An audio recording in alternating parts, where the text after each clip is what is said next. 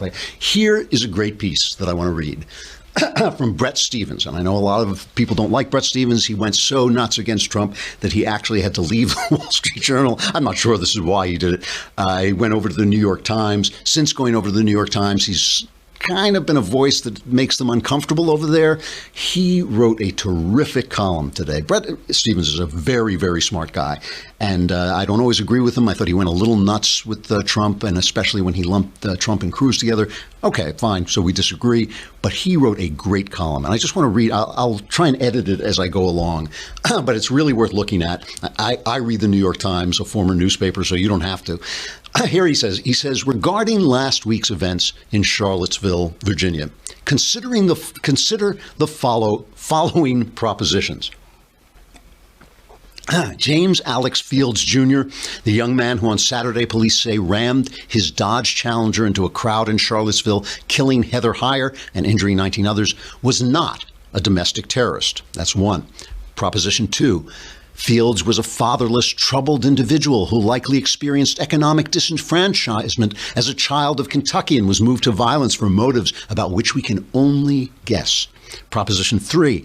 The marchers who gathered in Charlottesville to protest the removal of a statue of General Robert E. Lee are not necessarily alt-right. After all, the alt-right movement encompasses a diverse spectrum of opinion.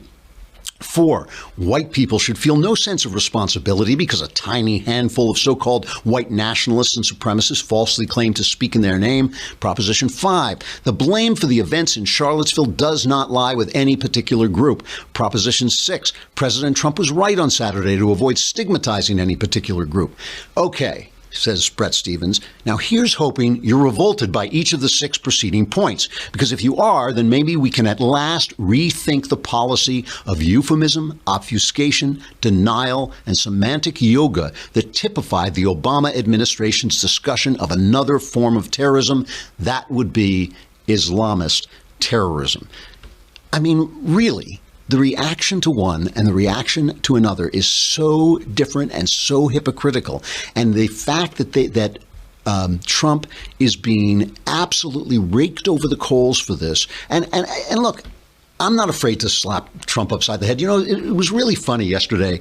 I took my opening about the white supremacists, making fun of the white supremacists, and I sent it around, and they put it up on. The one place I saw they put it up was Instapundit, great site, Instapundit, and a lot of negative comments. You know, why are you picking on the white supremacists? You know, which I love. I'm picking on the white supremacists because they suck. That's why. All right, that's why I'm picking on them. And they suck. And as I say, they're in my house.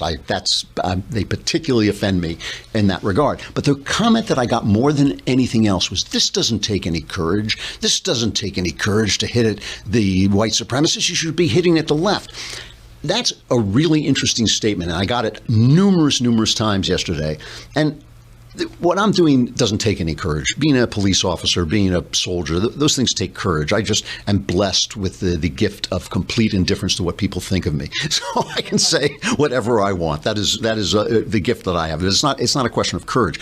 But if it took courage, it would take more courage to hit at the people on my side because they comprise my audience. They are my audience, right? You alienate your audience.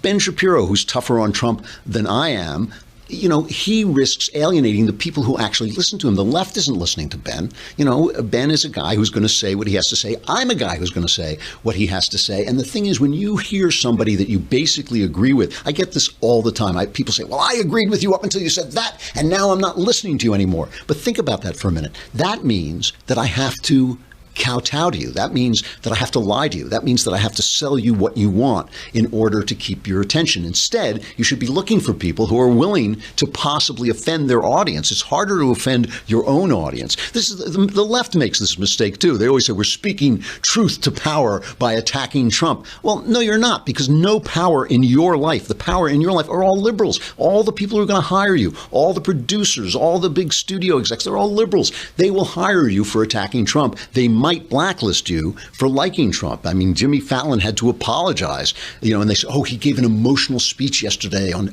attacking Trump. Well, I'm sure he did, because the last time he was nice to Trump, they crucified him, you know. So it's speaking to your own, it's speaking truth to your own people, the people who are powerful in your life, that really matters. And if you only want to hear your own opinions echoed back to you, then you're just going to be in that echo chamber. And that's how all those conspiracy things start, and all the kind of nonsense where you start to believe stuff that only 5 years later you find out isn't true.